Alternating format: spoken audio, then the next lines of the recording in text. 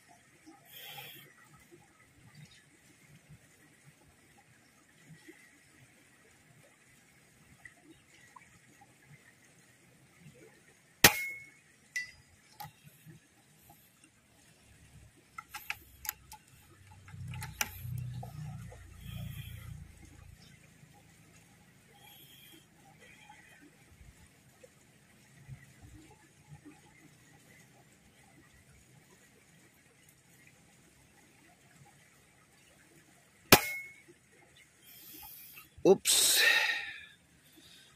Kinuha tayo ng hangin. Compensate.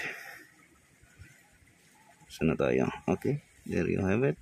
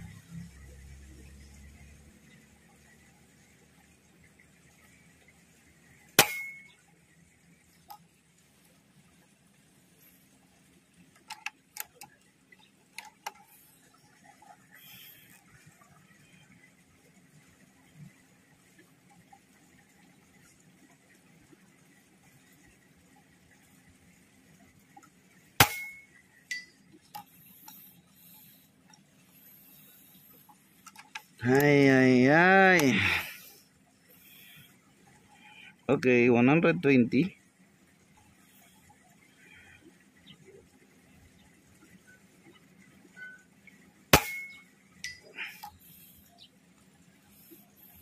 Three by 4 inches target plate at 120 meters.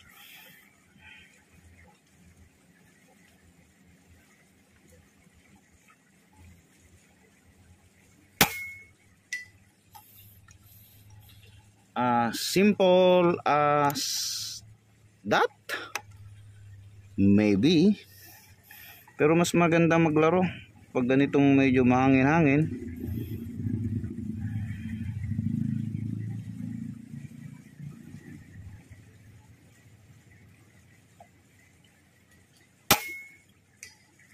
kay heat, masasanay ka sa wind estimation. Nasa iyo yung formula, how to calculate. Meron dyan, pwede mong i-calculate.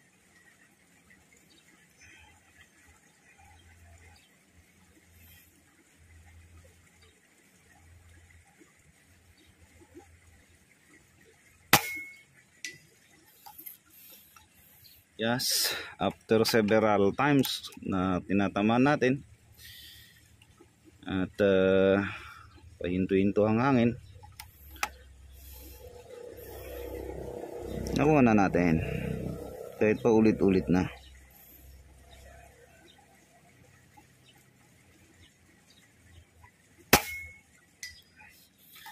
So yan, laging hit, tanggalin natin. So 120 meters po yan mga kaergan, tanggalin natin dito. So yan ang ating side cam from Sir Chai Di Castro. So ito yung unit natin, yung tinatamaan natin, yung may nalaking kondon, 120 meters. Yung nasa harap niya is 100, ito is 70, 80, 90. Para maging familiar kayo, yung pinakadulo doon, yun yung 150. Kung makikita nyo yung flag natin dyan, sa 90, ang lakas, malakas-lakas din yung hangin. So masarap maglaro, masaya. Nahuhubong yung skills mo sa long range shooting, pati na rin yung mga calculation mo, nakakikita ka ng damo, alam mo na kung anong klaseng damo, at ma-observe mo, mapapamiliarize mo yung wind speed doon, o ilang mph, at nakakalculate mo rin through your mind, or pwede kang maggamit ng formula, at alam mo na kung saan mo ibabagsak or itatapat sa iyong reticle. Salamat mga kaergan.